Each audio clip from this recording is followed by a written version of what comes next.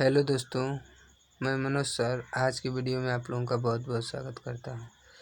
आज हम लोग पढ़ेंगे हिंदी व्याकरण यानी हिंदी ग्रामर। हिंदी ग्रामर में सबसे पहले हम जानेंगे कि भाषा यानी लैंग्वेज। लैंग्वेज किसे कहते हैं, भाषा क्या होती है। तो जब हम अपने मन के भाव व विचारों को किसी दूसरे के प्रति प्रकट करते हैं उसे भाषा कहते हैं, जैसे हिंदी, उर्दू, अंग्रेजी आदि। अब जानेंगे कि भाषा के प्रकार, यानी भाषा के प्रकार के जाने में कि भाषा कितने प्रकार की होती है, यानी काइंड्स ऑफ द लैंग्वेज।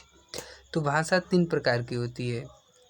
पहला मौखिक भाषा जिसको कहते हैं इंग्लिश में ओरल लैंग्वेज। दूसरी होती है लिखित भाषा जिसको कहते हैं रिटेन लैंग्वेज। और तीसरी भाषा होती है सांकेतिक भाषा जिसको कहते हैं संग लैंग्वेज। अब देखेंगे कि मौखिक भाषा क्या होती है, यानी मौखिक भाषा के बारे में आइए जानते हैं कि मौखिक भाषा क्या है। तो जब हम अपने मन के भाव या विचार को किसी दूसरे के प्रति मुख से बोलकर प्रकट करते हैं उसे मौखिक भाषा कहते हैं, जैसे टेलीफोन, दूरदर्शन, भाषण आदि। उसके बाद दूसरे नंबर पर जानेंगे लिखित भाषा की। लिखित भाषा क्या होती है, जब हम अपने मन के भाव या विचार को किसी दूसरे के प्रति लिख कर प्रकट करते हैं उसे लिखित भाषा कहते हैं, जैसे पत्र, लेख, पुस्तक, कहानी आदि।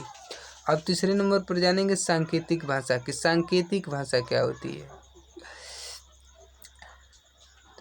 जब हम अपने मन के भाव या विचार को किसी दूसरे के प्रति संकेतों व इशारों द्वारा प्रदर्शित करते हैं उसे सांकेतिक भाषा कहते हैं, जैसे चौराहे पर खड़ा यातायात नियंत्रित करता सिपाही। अब पढ़ेंगे व्याकरण, यानी व्याकरण क्या है।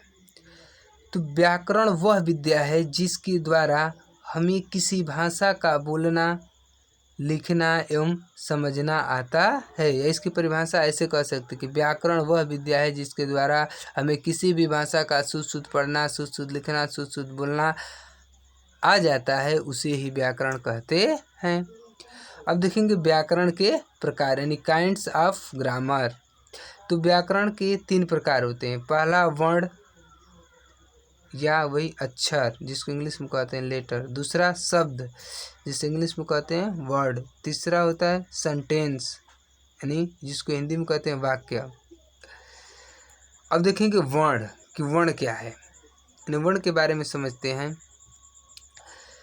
तो भाषा की वह छोटी ध्वनि इकाई जिसके टुकड़े नहीं किए जा सकते हैं उन्हें ही वर्ण कहते हैं, जैसे अ, ई, ये आधा क, ख, ग, इसको बहुत तेजी से बोलेंगे आदि। अब देखेंगे वर्ण के प्रकार यानी काइंड्स ऑफ लेटर्स। तो वर्ण 2 प्रकार का होता है, एक स्वर होता है और एक व्यंजन। यानी स्वर कहते हैं वावेल्स और व्यंजन को कहते हैं कंसोनेंट। अब इसमें एक वर्णमाला होता है जिसको कहते हैं अल्फाबेट। तो वर्णों के व्यवस्थित समूह को वर्णमाला कहते हैं। यानी पूरे वर्णमालों की संख्या 52 होती है। यह परीक्षा में पूछा जाता है कि पूरे वर्णमालों की संख्या कितनी होती है, तो 52 होती है। अब जानेंगे वर्ण के प्रकार में जो स्वर था कि स्वर किसे कहते हैं। तो आइए देखते हैं स्वर के बारे में। तो स्वर यानी स्वतंत्र रूप से बोले जाने वाले वर्ण स्वर कहलाते हैं। या इसकी परिभाषा ऐसे भी दे सकते हैं कि जिन वर्णों को बोलने के लिए किसी दूसरे वर्ण की सहायता नहीं ली जाती है उन्हें स्वर कहते हैं। अब देखेंगे स्वर के प्रकार, काइंड्स ऑफ वावेल्स। इस स्वर 3 प्रकार के होते हैं। ह्रस्व स्वर जिसको कहते हैं शॉर्ट वावेल्स। अब उसके बाद दूसरा स्वर होता है दीर्घ स्वर जिसको कहते हैं लॉन्ग वावेल्स। तीसरा स्वर होता है प्लुत स्वर जिसको कहते हैं लॉन्गर वावेल्स। अब देखेंगे कि ह्रस्व स्वर के ह्रस्व स्वर किसे कहते हैं? तो जिन स्वरों के उच्चारण में कम समय लगता है उन्हें ही ह्रस्व स्वर कहते हैं। जैसे अ, ई, उ, री, ये क्या है?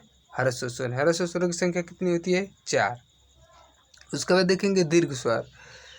दीर्घ स्वर क्या होता है? तो जिन स्वरों के उच्चारण में ह्रस्व स्वर का दोगुना समय लगता है उन्हें दीर्घ स्वर कहते हैं। जैसे में देख लेते हैं आ, बड़ा ई, बड़ा ऊ, ए, ऐ, ओ, औ। इनकी संख्या 7 होती है।